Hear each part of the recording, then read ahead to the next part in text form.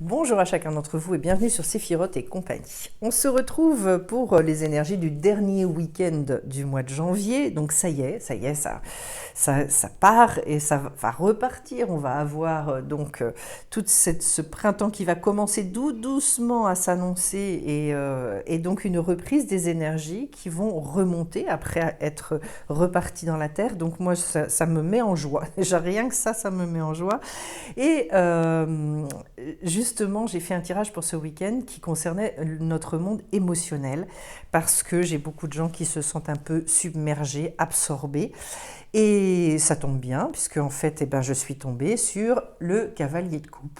Alors, c'est très intéressant parce que le cavalier, c'est celui qui est capable justement de quitter une ancienne situation, qui réenfourche sa monture pour aller maintenant vers vers une nouvelle aventure, très clairement. Il est question d'avancer vraiment avec une vision de l'amour avec un grand A, c'est-à-dire ce plaisir de vivre, cette jouissance, et sans savoir forcément où je vais, donc d'accepter pleinement le chemin. Il est question de reprise de confiance, il est question de pouvoir aussi réexprimer justement tout notre monde émotionnel sans avoir peur, sans se limiter, de dépasser une forme pour moi de résignation, parce que je pense que avec tout ce qu'on a traversé, tout ce qu'on a vécu, oui, même si c'est subtil et même si on n'en a pas toujours conscience, mais je pense qu'on a tous été touchés et profondément touchés par quelque chose qui est de l'ordre de la résignation, ça sûrement. Et donc, il y a quelque chose qui est en train de pousser, qui est en train de renaître. Ce qu'il y a d'intéressant d'ailleurs, c'est que justement, il y a certains pays, et plusieurs pays, qui ont réouvert les choses et qui ont abandonné l'idée, par exemple, du pass vaccinal, etc. Et ça m'intéresse parce que moi, je suis toujours très sensible et j'observe autour ce qui se passe. Et je me dis, ça veut bel et bien dire qu'il y a cette espèce de reprise d'espoir. Il y a des choses qui sont en train des empêchements qui sont en train de sauter. Voilà. Et je pense que c'est ça. Notre monde émotionnel, il a été bouleversé, il a été abîmé, je dirais, profondément. Parce qu'on a vécu, pour certains, suspendus à des nouvelles, parce qu'on a vécu des empêchements récurrents et sur une très longue période. Et donc, et que ça a touché aussi des choses très très fondamentales qui sont la liberté. Donc voilà, des choses tellement fondamentales qu'elles sont normalement inscrites dans notre Constitution. Le résultat, c'est cette espèce d'absorption au niveau de nos émotions. Alors, je commence ce tirage avec le roi de bâton, qui est cette envie puissante, prégnante, d'aller en conquête, de pouvoir exprimer les choses de manière simple, forte. C'est-à-dire, et pour moi, je pense que justement, nos émotions, elles nous ont sans doute absorbées, et que le message ici, c'est reprise de pouvoir par rapport à ça. Et parce qu'il est vraiment question avec ce roi de ne pas remettre son pouvoir en question. Donc je vais être à nouveau capable d'exprimer mes émotions. C'est mon but, c'est mon envie. Et du coup, c'est cette volonté puissante qui va pouvoir s'exprimer. Et je pense qu'on a tous besoin de sortir aussi beaucoup d'un isolement, etc., et de mettre en œuvre des choses. J'ai d'ailleurs derrière un 8 de Pentacle qui nous parle beaucoup de grand épanouissement.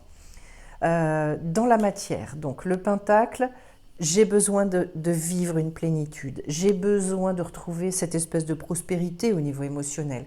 Ça veut dire quoi une prospérité émotionnelle? Ça veut dire à la fois d'être capable d'exprimer tout un tas d'émotions, d'être capable d'en vivre et de quitter peut-être justement à l'image du cavalier, de quitter des émotions qui sont trop liées à l'introspection, de toute façon d'en découvrir d'autres puisqu'il est question d'apprentissage. Avec le 8 de Pentacle, je dois dépasser finalement ce que j'ai pu connaître, donc d'aller faire l'expérimentation de nouvelles choses et de résoudre justement c'est un dilemme intérieur avec ce 2 d'épée.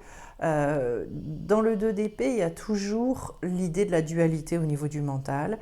Donc on se pose trop de questions, il y a trop de doutes, je peux pas, est-ce que c'est bien, est-ce que c'est pas bien. Besoin de résoudre en fait un espèce de conflit, qui soit d'ailleurs intérieur ou extérieur, mais là comme j'ai questionné sur le monde émotionnel, eh bien c'est bien au travers de cette nouvelle vision intérieure que vous allez pouvoir développer et exprimer en conscience, parce qu'il est question d'aller rechercher de nouvelles possibilités, que vous allez pouvoir débloquer votre monde émotionnel. Et c'est plutôt pas mal parce qu'en fait, le 2, c'est aussi une réouverture. Voilà. Mais toujours avec ce côté retenu. Les possibilités sont là, mais en même temps, on peut être sur une position un petit peu défensive. Et puis, ce vers quoi on va nous amener après, eh bien, c'est un 6 de pentacle. Autrement dit, le fait de se réancrer, d'accepter pleinement son incarnation, c'est-à-dire la vie telle qu'elle nous est proposée aujourd'hui, et nous de réussir à nous y inscrire dedans en étant dans le plaisir, un plaisir qui est très... Allez, j'allais dire épicurien, il y a le côté corps qui doit revenir, d'arriver à regérer son quotidien pour permettre finalement aux émotions de pouvoir s'exprimer tous azimuts.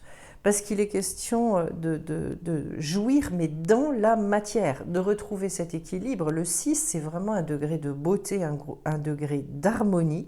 Et c'est pour ça que j'insiste et que je dis souvent que sur 2022, c'est ce vers quoi on doit aller viser cet équilibre et cette harmonie. C'est vraiment la voie de la beauté. Et donc toujours cette troisième voie, jamais dans les extrêmes. Juste derrière, justement, j'ai un 4 d'épée. Et donc, ne pas rester dans cette immobilité qu'on nous a imposée pendant un certain temps. Et de réussir à retrouver les énergies pour finalement remettre les choses en route. Retrouver finalement aussi un esprit très pratique, très pragmatique. Qu'est-ce que concrètement je peux faire dans ma vie pour que justement ce monde émotionnel il puisse se réouvrir, il puisse se réenrichir, etc., etc. En tout cas, quitter un côté trop routinier, trop limité, qu'on a été obligé de mettre en place, mais de comprendre peut-être maintenant que oui, il y a besoin d'être créatif, hein, ça c'est clair, mais qu'il y a une percée à faire. Et c'est bien le cœur de votre tirage, puisque cette fois-ci je suis sur l'as d'épée. Donc il y a besoin de clarifier des choses et de retrouver justement une capacité mentale qui nous redonne notre pouvoir. Ce sont des prises de décision, hein. À l'image du 2 d'épée d'ailleurs, c'est je vais décider et je vais mettre en œuvre. Là, je viens de justement avec une amie, on a décidé de lancer quelque chose et on va dans le sens de la rencontre, on va dans le sens de transmettre, etc., etc., de générer et de régénérer du mouvement. Et je pense qu'il y a beaucoup besoin de ça pour que ce qu'on a au fond de nous et ce qu'on pense, ça devienne, et ça s'incarne, ça devienne réel. Voilà, parce que c'est bien gentil au bout d'un moment de parler, mais en fait là, c'est cette potentialité en fait, elle a besoin de s'exprimer à l'extérieur. C'est aussi le fait de se dire, et je pense que c'est très important, à nouveau tout est possible. Tout est possible, d'arrêter de se mettre des limites constamment. Et j'y pense d'un seul coup d'ailleurs, parce que vous savez, en ce moment comme ça frémit et comme les pays autour de nous sont en train de bouger, sont en train de faire sauter le pass vaccinal, etc., nous on va avoir également une période électorale qui va arriver, il va se passer beaucoup de choses dans vos pensées, projetez le meilleur, projetez la lumière, projetez des choses extrêmement positives. Soyez dans un positionnement intérieur au lieu d'avoir tout le temps la sensation de subir. Voilà. Les énergies sont en train de se réouvrir et il faut croire à ça. Même si on n'est pas en maîtrise du résultat, il n'empêche que on appelle, et vous avez tous entendu parler de l'inconscient collectif, cet inconscient collectif, il crée aussi les choses. Et qu'à un moment donné, je pense qu'au niveau énergétique, puisque je travaille en énergétique, donc je sais la puissance que ça peut avoir, nous sommes également créateurs. Sauf que quand on est tous dans la résignation, eh bien effectivement, il ne se passe pas grand-chose. Je vous prends un exemple, mais les guerres, on ne les a pas gagnées en étant dans la résignation. On les a gagnés grâce à la poignée des personnes qui, justement, se sont dit non, il y a des choses, je ne les accepterai pas, et donc je mets en œuvre. Voilà, forcément, il y a une mise en œuvre. Et derrière, voilà le degré créatif qui va arriver. J'ai 2 cartes de bâton et je finis par 2 arcanes majeures. J'ai un magnifique 6 de bâton qui nous dit qu'effectivement, on va vers la victoire. On va vers, de toute façon, le fait de retrouver le plaisir. Parce qu'en fait, Jodorowsky parle d'extase, carrément, avec cette carte-là. Donc en fait, c'est la joie de créer, la joie de se réexprimer à l'extérieur. De toute façon, la joie, elle ne nous parvient que comme ça. Elle parvient parce qu'on met des choses en œuvre, qu'on a des résultats. Et à ce moment-là, on a la joie qui arrive derrière. La joie, c'est pas quelque chose qu'on invente et qu'on peut créer comme ça, in absentia, ça vient de quelque part. Et donc, avec ce 5, en fait, c'est le fait de rencontrer justement votre expression. Donc, au niveau de votre monde émotionnel, il y a besoin de faire sortir, il y a besoin de dire les choses et de les dire avec votre patte à vous, parce que là, c'est un éclatement de l'énergie vitale, ce vers quoi on va. Si on arrive à laisser... L'image que j'ai, elle est très très puissante, parce qu'en fait, c'est le fait de lâcher un barrage. Comme si les émotions, elles avaient été retenues, et qu'il y a besoin d'ouvrir les écluses. Ça va vider en plus le trop-plein d'émotions que vous pouvez avoir et ça va réguler les choses. Ça va remettre ça à un niveau qui est beaucoup plus juste. Et puis, de se redonner des perspectives, d'entreprendre. Il peut être question de voyage aussi avec cette carte-là. De toute façon, c'est du mouvement. C'est une reprise d'enthousiasme. Le 3, c'est waouh. Donc vous voyez, on y va. Et derrière, alors je vous parle de 2 arcanes majeures, et bien je commence justement avec la carte du magicien. Autrement dit, c'est la reconnexion au plaisir et à l'envie de vivre. C'est même l'envie de vivre. C'est-à-dire que certaines personnes, à certains moments, on peut se dire, au niveau émotionnel, c'est tellement fermé, c'est tellement difficile et lourd que finalement, c'est quoi cette vie ? Moi, je n'ai pas envie de cette vie-là. Eh bien là, c'est de ça dont il est question. C'est de retrouver finalement toute cette puissance dont on parlait au début avec le roi de bâton, qui est vraiment ce conquérant, et également de se remettre en joie par le fait de se reconnecter à son enfant intérieur. Cet enfant intérieur qui est dans... Lui, il explose, il explore, il expérimente, il y va. Et donc, voilà. Et vous voyez, sur ce jeu-là, j'aime beaucoup. Parce qu'en fait, on nous montre des yeux sur des mains. Comme si finalement on nous disait aussi, parce que les mains, ça représente l'action, comme si on nous disait, tout ce que vous allez pouvoir mettre en œuvre, etc., ça va vous donner une autre vision des choses. Ça va vous permettre de développer un nouveau regard. Et... Enfin, pour moi, il y a besoin de repartir. Il y a besoin de repartir et de remettre en œuvre. Si vous avez une petite vitalité, allez-y à votre rythme, respectez votre tempo. Il est évident qu'on n'a pas la même vitalité au creux de l'hiver qu'on l'a à la fin du printemps. C'est normal. Mais malgré tout, une petite chose plus une petite chose, vous allez recommencer à construire.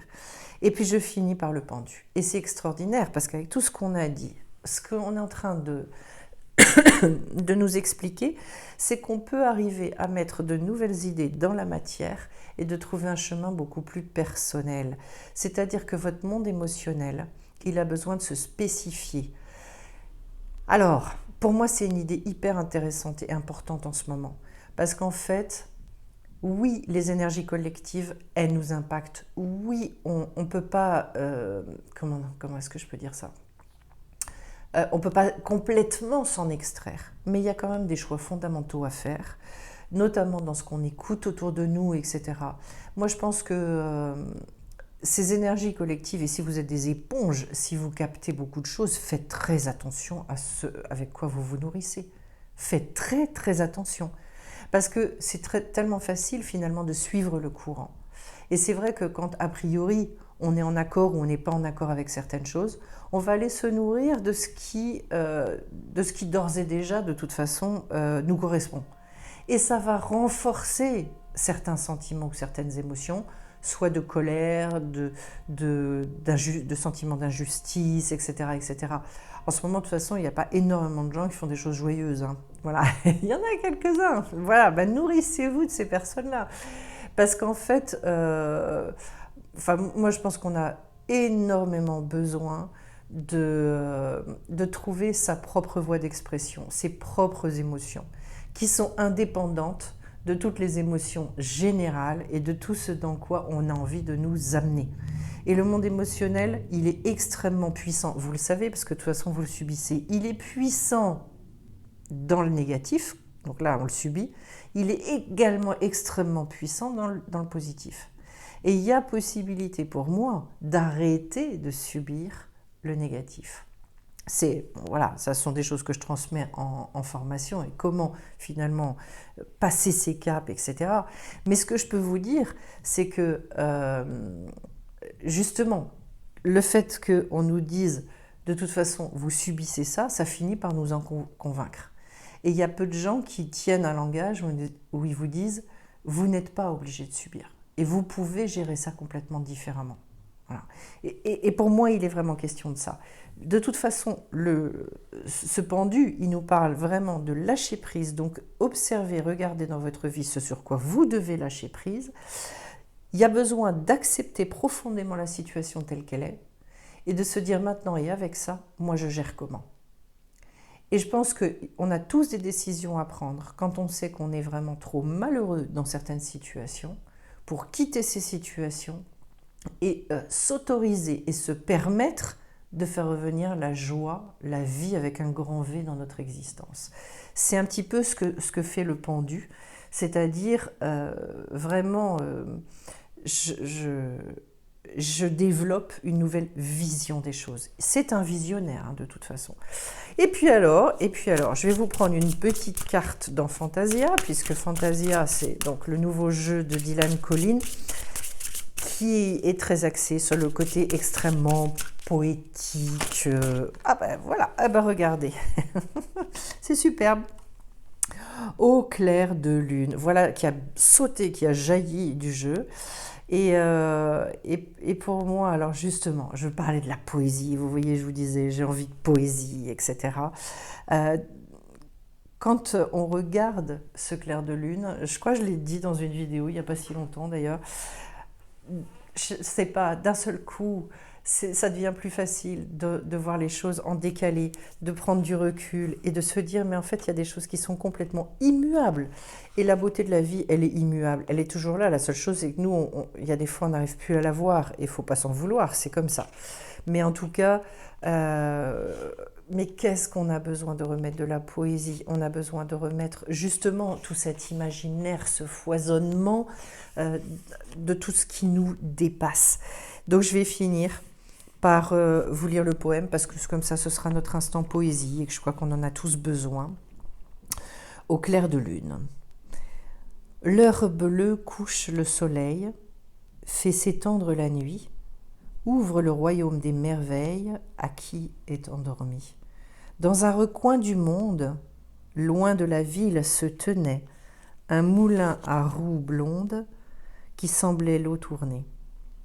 Une terre assez féconde pour qu'y pousse une forêt, une bâtisse à toit en chaume qu'une bougie éclairait.